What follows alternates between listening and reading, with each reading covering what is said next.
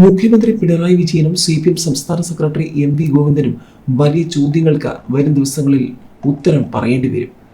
നിക്ഷേപ തുക തിരിച്ചു നൽകിയില്ലെന്ന് ആരോപിച്ചുകൊണ്ട് CPM സഹകരണ സംഘത്തിനെതിരെ CPI MVയുടെ സഹോദരി തന്നെ ഇപ്പോൾ പോരാട്ടത്തിനിറങ്ങിയിരിക്കുന്നു. മറുവശത്ത് CPM അക്കൗണ്ട് മരവിപ്പിച്ചതിന് പിന്നാലെ 81 അക്കൗണ്ടിൽ പരിശോധന. പെരുമാറ്റച്ചട്ടം മറികടന്ന് ഇടപാടുകൾ നടന്നിട്ടുണ്ടോ എന്ന് കണ്ടെത്താൻ ED ഇറങ്ങിയിരിക്കുകയാണ്. അവിടെ കൊണ്ടും തീർന്നില്ല കാര്യങ്ങൾ. അക്കൗണ്ടിൽ നിന്നും പണം പിൻവലിച്ചത് റിസർവ് ബാങ്കിന്റെ മാർഗനിർദ്ദേശങ്ങൾ ലംഘിച്ച് തൃശൂർ CPM ജില്ലാ സെക്രട്ടറിയും ബാങ്ക് മാനേജരും കുടുങ്ങുമെന്ന റിപ്പോർട്ടുകളും ചർച്ചയാവുകയാണ്. CPMന് വൻ കുരുക്കുകൾ മുറുകുകയാണ്. തൃശൂർ CPM ജില്ലാ കമ്മിറ്റിയുടെ ബാങ്ക് അക്കൗണ്ടിൽ നിന്ന് പണം പിൻവലിച്ചത് റിസർവ് ബാങ്കിന്റെ മാർഗനിർദ്ദേശങ്ങൾ ലംഘിച്ചു എന്ന ആക്ഷേപം. റിസർവ് ബാങ്ക് നിർദ്ദേശപ്രകാരം ബാങ്കിൽ നിന്ന് ഒറ്റത്തവണ 2 ലക്ഷം രൂപ വരെ പണമായി പിൻവലിക്കാം. അങ്ങനെ ചെയ്യണമെങ്കിൽ പണം പിൻവലിക്കുന്നവരുടെയും ലഭിക്കുന്നവരുടെയും പാൻ കാർഡുകൾ പുതുക്കണം. ബാങ്ക് മാനേജറുടെ വിവേചനാധികാരം അനുസരിച്ച് അടിയന്തര സാഹചര്യങ്ങളിൽ അതിൽ കൂടുതൽ പിൻവലിക്കാൻ അനുവദിക്കാം. അതുതന്നെ പരമാവധി 5 മുതൽ 10 ലക്ഷം വരെ മാത്രമേ അനുവദിക്കൂ. ഇക്കാര്യം ബാങ്ക് മാനേജർ തന്റെ മേലുദ്യോഗസ്ഥരെ അറിയിക്കുകയും അനുമതി വാങ്ങുകയും വേണം. 1 കോടി രൂപ ഒരു കാരണവശാലും പിൻവലിക്കാൻ കഴിയില്ല. അങ്ങനെ ചെയ്തിട്ടുണ്ടെങ്കിൽ ബാങ്ക് മാനേജർക്കെതിരെ നടപടിയുണ്ടാകും.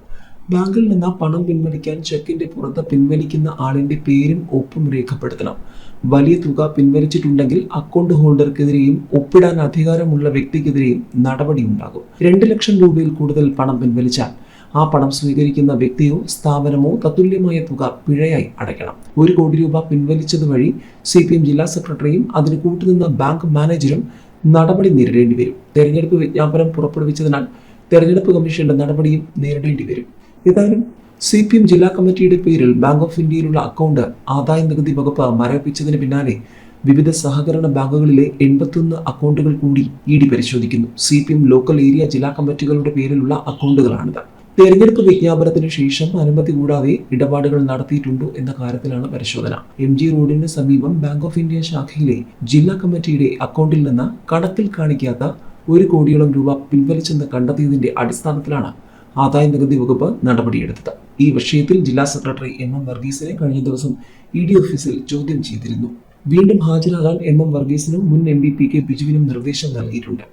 ഈ അക്കൗണ്ടിലൂടെ 16 കോടി രൂപയുടെ ഇടപാടുകൾ സമീപകാലങ്ങളിൽ നടന്നിട്ടുണ്ടെന്നും 4 കോടിയോളം രൂപ അക്കൗണ്ടിൽ ശേഷിക്കുന്നുണ്ടെന്നും കണ്ടെത്തി. ഈ തുകയ്ക്ക് ആനുപാതികമായി നികുതി അടച്ചിട്ടില്ലെന്ന സൂചനയുണ്ടെങ്കിലും സ്ഥിരീകരണമില്ല. ബാങ്ക് ഓഫ് ഇന്ത്യയിലെ അക്കൗണ്ടിന് പുറമെ കരുവന്നൂർ സഹകരണ ബാങ്കിൽ 3 ലോക്കൽ കമ്മിറ്റികളുടെ പേരിലുള്ള അക്കൗണ്ടുകളും മരവിപ്പിച്ച നിലയിലാണ്.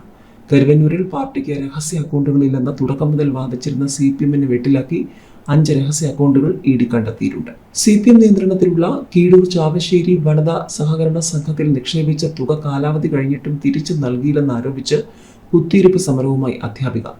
രാജ്യസഭാ MPയും CPI നേതാവുമായ P സന്തോഷ് കുമാറിന്റെ സഹോദരി PV ഷീജയാണ് സമരം നടത്തിയത്. 2 തവണയായി നിക്ഷേപിച്ച 18 ലക്ഷം രൂപ കാലാവധി കഴിഞ്ഞ് 2 വർഷം പിന്നിട്ടിട്ടും തിരിച്ചു കിട്ടിയില്ലെന്നാണ് പരാതി. ഇത് സംബന്ധിച്ച CPM ലോക്കൽ കമ്മിറ്റി മുതൽ ജില്ലാ കമ്മിറ്റി വരെ പരാതി നൽകിയെങ്കിലും നടപടിയുണ്ടായില്ല. തുടർന്നാണ് സഹകരണ സംഘം ഓഫീസിന് മുന്നിൽ രാവിലെ മുതൽ വൈകിട്ട് വരെ കുത്തിയിരുന്ന് പ്രതിഷേധിച്ചത്.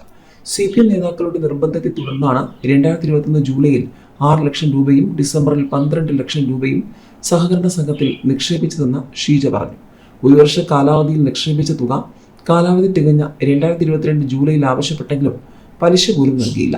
നിക്ഷേപ കാലാവധി നീട്ടണമെന്ന നേതാക്കളുടെ അഭ്യർത്ഥന മാനിച്ച് 1 വർഷത്തേക്ക് കൂടി നിക്ഷേപം സഹകരണ സംഘത്തിൽ നിലനിർത്തി.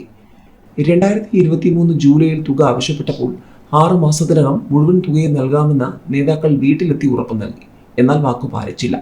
പാർട്ടി അനുഭാവിയായ താൻ പാർട്ടിയെ വിശ്വസിച്ചാണ് സമ്പാദ്യം മുഴുവൻ സഹകരണ സംഘത്തിൽ നിക്ഷേപിച്ചത്. പലതവണ നേതാക്കൾ പറഞ്ഞു പറ്റിച്ചതിനാൽ ഭാവി പരിപാടികൾ ആലോചിച്ച് തീരുമാനിക്കുമെന്നാണ് ഷീജ പറയുന്നത്.